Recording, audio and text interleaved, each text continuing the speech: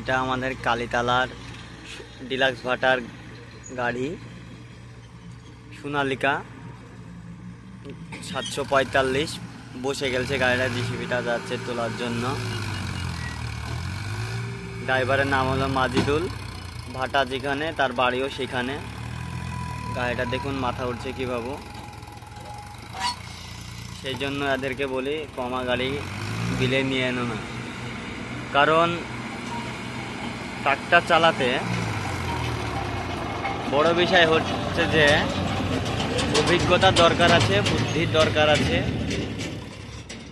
কত কষ্ট করে গাড়িটা উঠলো দেখুন, ওই তার জন্য এতগুলা গাড়ি সব লাইন দিয়ে দাঁড়িয়ে আছে, সবাই লোড দিয়ে দাঁড়িয়ে আছে।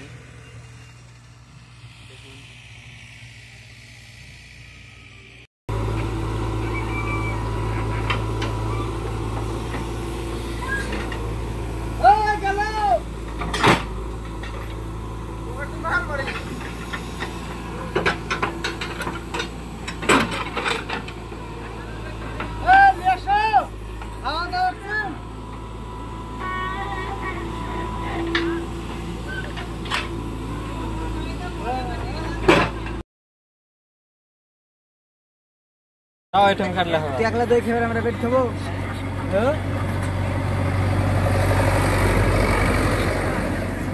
হ্যালো।